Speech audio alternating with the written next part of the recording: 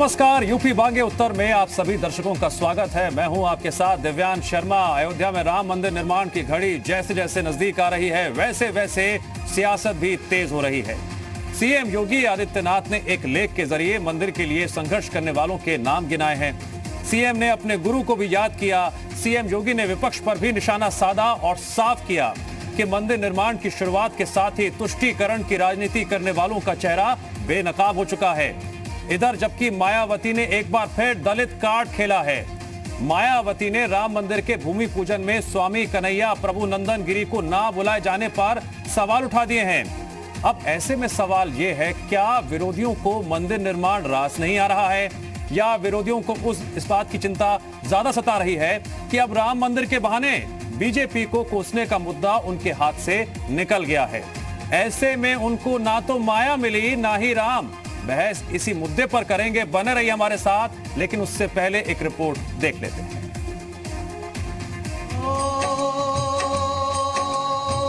मंगल भवन अमंगल हारी।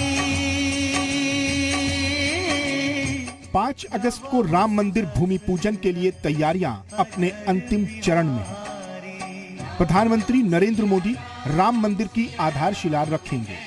इधर भूमि पूजन से पहले मुख्यमंत्री योगी आदित्यनाथ ने एक बेहद भावुक लेख लिखा है। रामचरितमानस की चौपाई से लेख की शुरुआत करते हुए सीएम ने लिखा है कि श्री राम के आदर्शों पर चलकर एक नए भारत का निर्माण हो रहा है और ये युग राम राज्य और मानव कल्याण का है। अपने लेख में सीएम योगी ने श्री राम जन्मभूमि मंदिर को लेकर हुए संघर्ष को याद किया, जिसमें गोरखनाथ पीठ के संघर्ष का जिक्र किया। सीएम ने अपने गुरु को याद किया।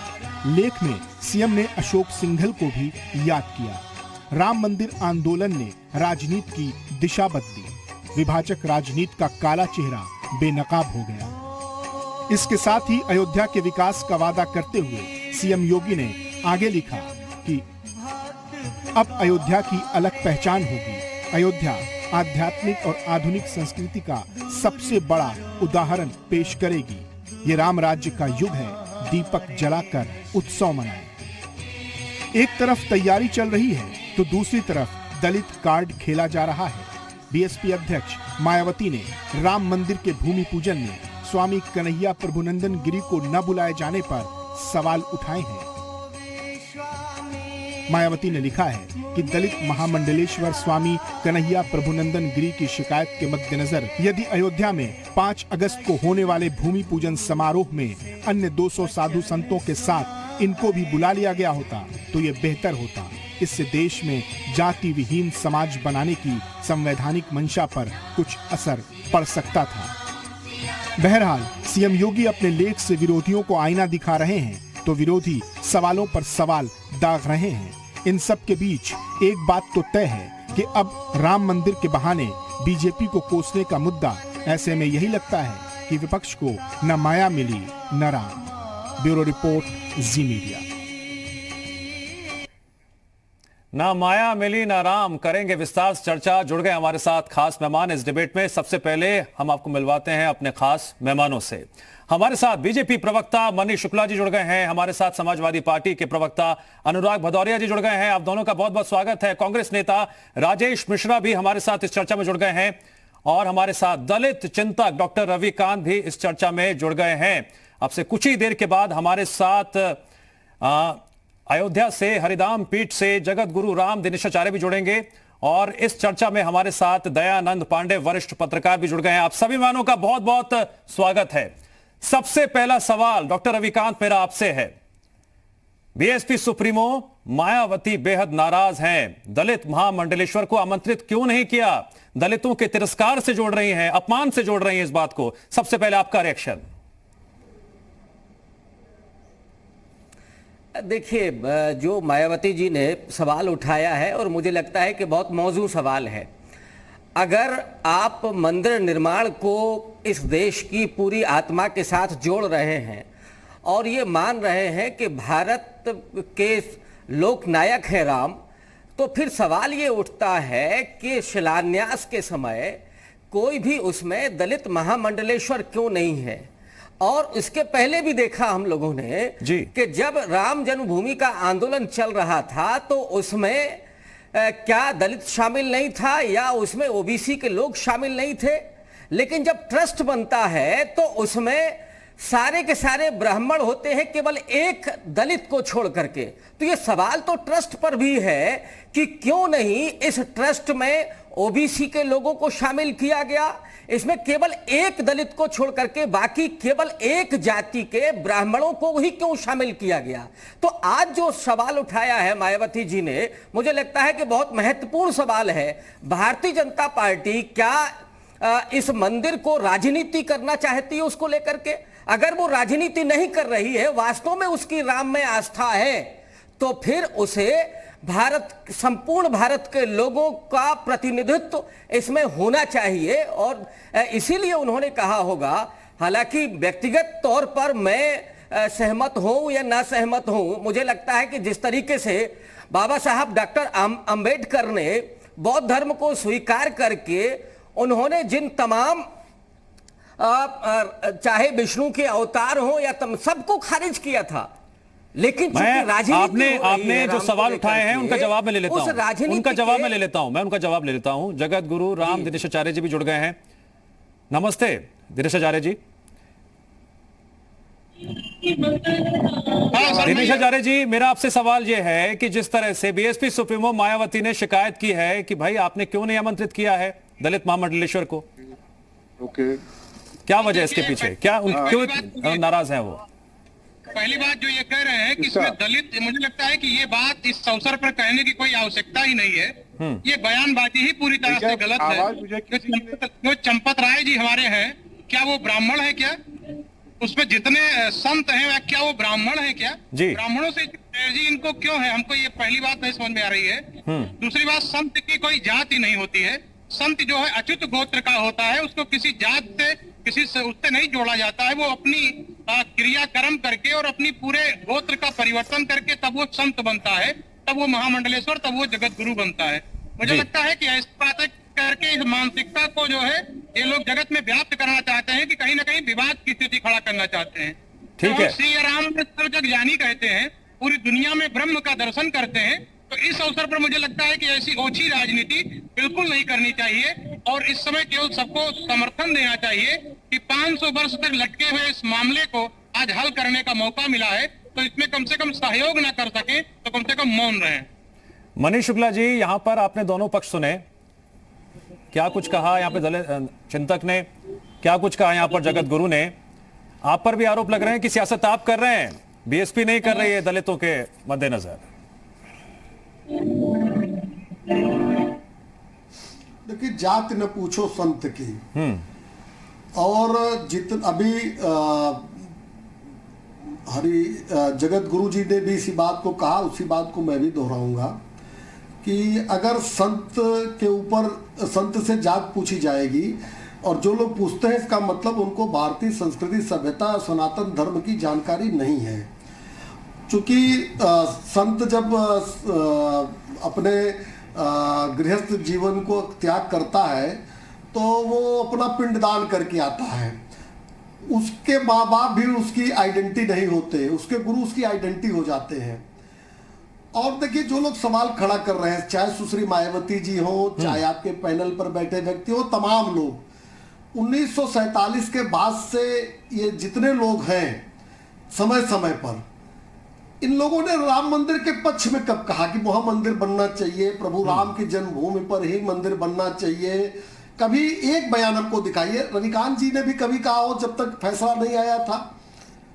तो तमाम प्रकार के सवाल, किंतु परंतु, रोड़े अटकाना, ये तमाम लोगों के शुरू से सगल रहे हैं। तो ये भी इस अवसर पे उनका ये पॉलिटिकल बयान है, इसको राजनीतिक बयान ही माना जाना चाहिए। जिस परंपरा के नाते से हरिनंद गिरी जी को महामंडलेश्वर की उपाधि मिली है और उसी व्यवस्था के ऊपर सवाल खड़ा कर रहे हैं ये लोग। महामंडलेश्वर कोई मामूली पदवी नहीं होती है। जिस व्यवस्था की भर्त्सना लोग करते आए थे, उसी व्यवस्था के तहत उनको महामंडलेश्वर बनाया गया है, महामंडलेश्वर स्वीकार किया गया है। कुंभ में उनका पूजन हुआ। तो ये कंट्रोवर्शियल बात है इन लोग की। उस व्यवस्था को भी गाली देना, उस व्यवस्था से निकले हुए को अपना मानना। ठीक है, कंट्रोवर्शियल बात है। सारे संत वहां जितने हैं, हाँ अनुराग भदौरिया जी, आप ठीक है, नहीं कंट्रोवर्शियल बात किस विषय पे कि जिस व्यवस्था के तहत उनको महामंडलेश्वर बनाया गया जी, उस व्यवस्था के विरोधी ये लोग हैं। अभी इन्होंने कहा कि बुद्ध जी नहीं मनीष जी, आप बीएसपी सुप्रीमो मायावती के स्टेटमेंट को कंट्रोवर्शियल ये कह रहे हैं ना, यही कह रहे हैं कंट्रोवर्शियल है अपने आप में ये। नहीं, उनका तो बयान पॉलिटिकल लोडेड है। ठीक है, पॉलिटिकल लोडेड है। अनुराग भदौरिया जी, मेरा सवाल आपसे यह है कि भूमि पूजन के कार्यक्रम को लेकर एक तरफ तैयारियां चल रही हैं, उत्साह चल रहा है, आप 5 अगस्त को दिए जलाएंगे या फिर तमाम पार्टियों का जो सियासी शोर सुनाई दे रहा है वो इसी तरह से जारी रहेगा? अब तक तो कई पार्टियों ने मुखर होकर विरोध भी किया, कई सवाल खड़े किए, अब यहां पर मायावती ने दलितों की बात कहकर क्या एक नई खिचड़ी पका दी है, एक नया जो है दिशा दे दी है सियासत को? क्या मामला नजर आता है आपको? देखिए, एक बात आपको समझनी पड़ेगी, इस हिंदुस्तान में हिंदुस्तान संविधान और न्यायपालिका से चलता है। इसको तो सभी मानेंगे हिंदुस्तान में। अगर न्यायपालिका ने कोई बात कही है तो हिंदुस्तान के सभी लोग मानेंगे। असली हिंदुस्तानी वही होगा जो न्यायपालिका की बात को मानेगा और संविधान का सम्मान करेगा। न्यायपालिका ने कहा वहां मंदिर बनेगा, भव्य मंदिर बन रहा है, वहां पे किसी कोई दिक्कत नहीं है।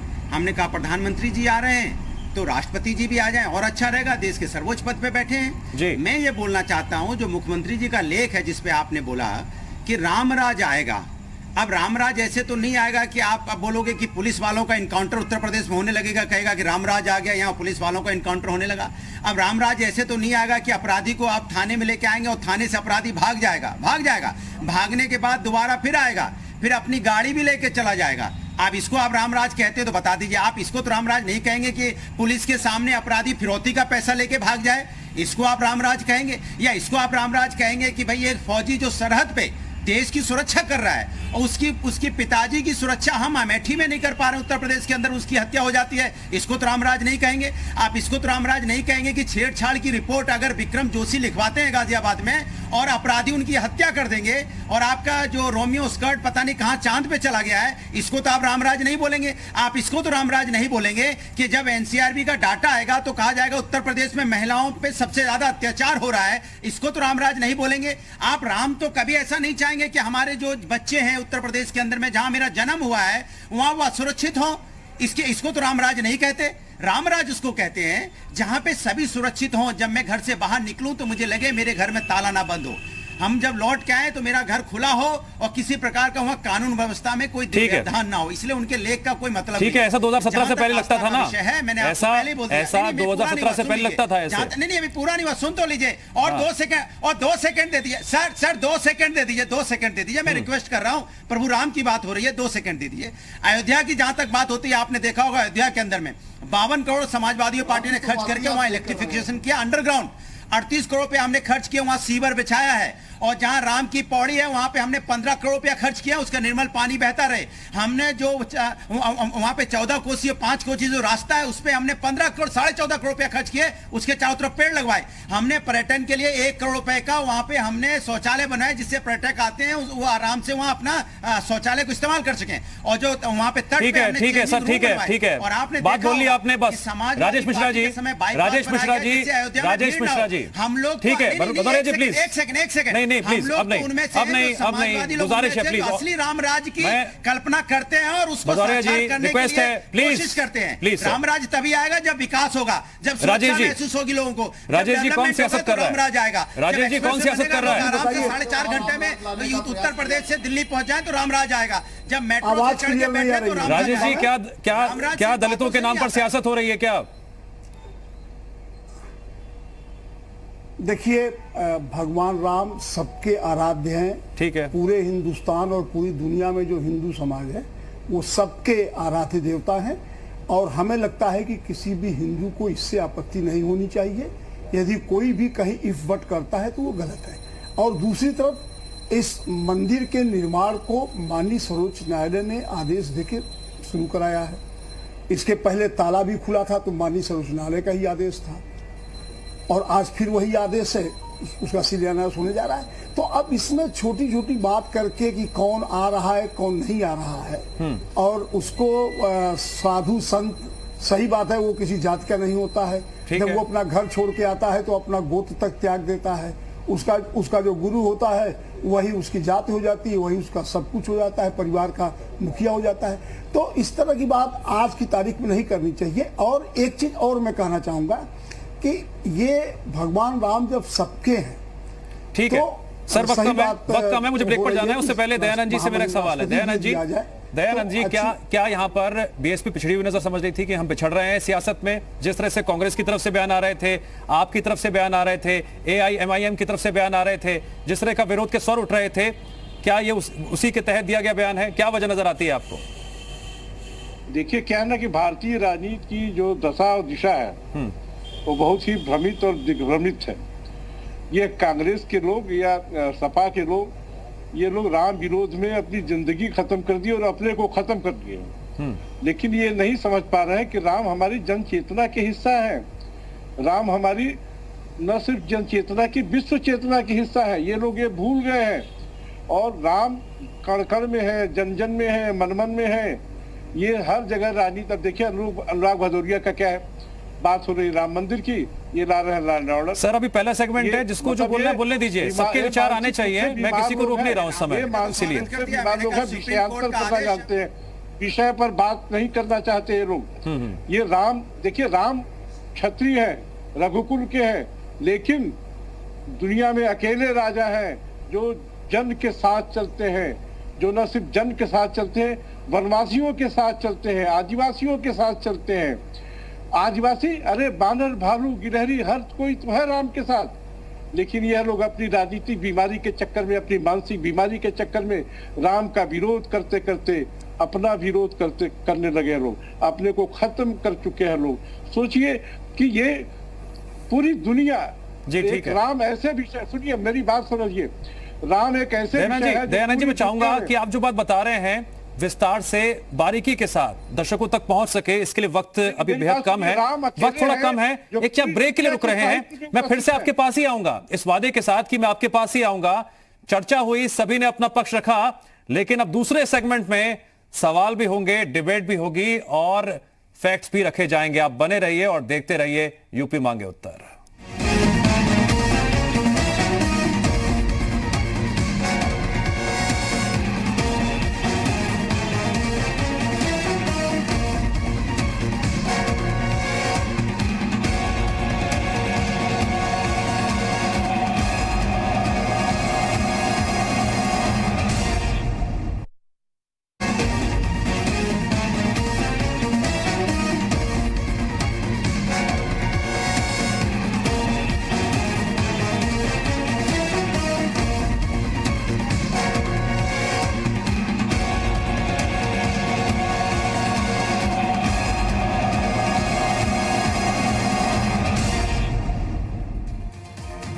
स्वागत है। ब्रेक के बाद एक बार फिर से आप देख रहे हैं यूपी मांगे उत्तर। चर्चा एक बार फिर से शुरू करेंगे और सीधे रुक करेंगे अपने मेहमानों का। एक बार फिर से मैं रुक करूंगा दयानंद पांडे जी का। दयानंद जी, सियासत कौन कर रहा है? इस तरह के बयानों को देने की मंशा क्या नजर आती है इस वक्त में, जब अयोध्या में अगर हम बात करते हैं वहां पर उत्साह लगातार बढ़ रहा है। हम तमाम पॉलिटिकल पार्टीज की जो अगर बात करते हैं उनकी स्ट्रेटेजी की, चाहे कुछ भी हो, लेकिन ऐन वक्त पर इस तरह के बयान देना क्या समझ में आता है आपको? ये राजनीतिक पार्टियां जनता से कट गई हैं। ये जन भावनाओं को नहीं समझती हैं जी। ये नहीं जानती कि लोक चेतना क्या होती है, ठीक है, जन चेतना क्या होती है। ये लोग सिर्फ और सिर्फ दुकानदारी करना जानते हैं, मुस्लिम वोट बैंक की। ये लोग राम मंदिर का विरोध नहीं कर रहे हैं, ये सब चीजें नहीं कर रहे हैं। ये मुस्लिम वोट और दलित वोट बैंक बटोरने के चक्कर में पड़े हुए हैं, तब जबकि इनको नहीं मालूम कि राम तो दलितों से सीधे जुड़े हुए हैं। उन दोनों मुस्लिमों का जमाना तो था नहीं। ठीक है सर, ठीक है। डॉक्टर रविकांत, क्या आपको संतों की जात दिखाई देती है क्या? क्या आप संतों में जात देखते हैं क्या? प्रतीक है। ठीक है सर, ठीक है। डॉक्टर रविकांत, डॉक्टर रविकांत चलते हैं। डॉक्टर रविकांत, देखिए जी जी, देखिए मैं नहीं देखता हूं, ये सच अरे है। क्या बात कर रहे हैं आप? अभी जो आपने कहा तो था इससे पहले, आपने संत है वो मायावती कह रहे जी, हैं। अरे तो मायावती जी दलितों के तिरस्कार से जुड़ के देख रही हैं इसको, आपने जायज ठहराया इसको, आपने जायज ठहराया। मायावती का नाम से क्या अरे लेना मैं देना? बता रहा हूँ ना आपको, मैं बता तो रहा मायावती हूँ, के नाम से कुछ लेने तो देना सुन ही तो नहीं लीजिए है। ना, पहले सुनिए मायावती लीजिए, तो मैं नाम बता थोड़ी है। रहा हूँ। मायावती के संतों नाम में से भी क्या लेना जात देना? होती है, अगर आपको नहीं पता है तो पता कर लीजिए। दो तरह के आप संत पता होते हैं इस किसको देश पता है? में, एक मालाधारी और मायावती दूसरे का- सूताधारी। पांडे जी, पांडे जी, पांडे जी प्लीज, पांडे जी प्लीज, संत होते वन एट ए हैं। Time, Pandey ji one at a time, request है मेरी आपसे, मैं प्लीज। जानता हूँ, मैं आपको बखूबी जानता हूँ। नहीं है, अगर नहीं, जनभावनाओं से चुप लेना रहिए। देना होता, चुप रहिए पहले। नहीं प्लीज, मैं बोल रहा हूं सर, अरे ऐसे तो मत चुप बोलिए कराइए भाई। ऐसे मत बोलिए, मैं बोल रहा हूं ना, मैं बोल रहा हूं, अब बोलिए आप। संतों में दो कोटियां हैं, सूताधारी और मालाधारी। मालाधारी वो संत हैं जो द्विज नहीं है। मैं आपसे वो डायरेक्ट आ रहा हूं, डायरेक्ट सवाल पे आ रहा हूं। होती है कि नहीं होती? दलित महामंडलेश्वर नंबर दो, के आमंत्रण को नंबर लेकर दो, जो नाराजगी अभी- जाहिर की है, क्या उससे दलितों का तिरस्कार हो गया, अपमान हो गया? मुझे बता दीजिए बस, क्या दलितों का तिरस्कार हो गया, अपमान हो गया? दूसरी बात, नहीं, मैं नहीं, आपको नहीं बोलने दूंगा, बात आप पहले आप सुन जवाब लीजिए। दीजिए, आप जवाब दीजिए इसका। दूसरी बात ये, सर मैं यहां पर ज्ञान सुनने नहीं अरे आया भाई, मैं हूं, BSP मुझे का पॉइंट की बात प्रवक्ता बताइए, नहीं क्या हूं, आपका जो मैं तिरस्कार हो जवाब गया, दूंगा। क्या आपका नहीं, अपमान हो नहीं, गया? नहीं, प्लीज। मैं बीएसपी का प्रवक्ता नहीं हूं, मैं बीएसपी का आप दलित प्रवक्ता चिंतक नहीं तो हूं। है ना, दलितों की फिक्र तो सीधी है सी बात आपको, मैं पूछ रहा हूं कि दलितों का क्या अपमान हो गया, तो आप दलितों उसकी का बात तिरस्कार हो करिए, गया मैं इससे? जवाब दूंगा। मैं मायावती का प्रवक्ता नहीं हूं, ठीक है, मायावती का प्रवक्ता नहीं हूं। देखिए, दलित, जिस दलित की आप बात कर रहे हैं, मायावती जी राजनीति करती हैं, और उस राजनीति में चूंकि मंदिर को लेकर के पूरी राजनीति हो रही है, इसलिए उसमें उन्होंने ये सवाल उठाया है कि अगर राम सबके हैं तो फिर उसमें दलित क्यों नहीं हो सकता महामंडलेश्वर? ये वाजिब सवाल है, भाजपा को तय कर देना चाहिए, क्या दिक्कत है? ठीक है, आपका पॉइंट समझ में आ गया। आप ब्राह्मणों के अलावा मायावती राजनीति कर रही हैं, आपने कहा मायावती राजनीति कर रही है, ठीक है, मायावती राजनीति कर रही है। मनीष शुक्ला जी, अनुराग भदौरिया जी कह रहे थे कि मुख्यमंत्री योगी आदित्यनाथ ने अपने लेख में लिखा है राम राज्य को लेकर, उस पर सवाल खड़े कर रहे हैं, वो जवाब दीजिए। एक सेकंड, बस एक सेकंड। नहीं प्लीज, नहीं, मनीष शुक्ला जी, शुक्ला ने जो कहा था कि संत अपना सब कुछ छोड़ के मैं पॉइंट टू पॉइंट रहूंगा, पॉइंट टू पॉइंट रहूंगा। नहीं, बिल्कुल नहीं, मनीष शुक्ला जी, मनीष शुक्ला जी, रविकांत जी, सत्ता में क्यों आए हैं? रविकांत जी, अब आप शांत हो जाइए प्लीज। देखिए दिव्यांश जी 19 मार्च 2017 के पहले उत्तर प्रदेश में राम राज्य था। ठीक है, हर दुर्गा पूजा में मूर्तियां जलाई जाती थी, कांवड़ यात्रियों को पीटा जाता था। जवाहर बाग हत्याकांड से लेकर प्रतापगढ़ में जियाउल हक के साथ जो व्यवहार था, लोगों ने देखा है।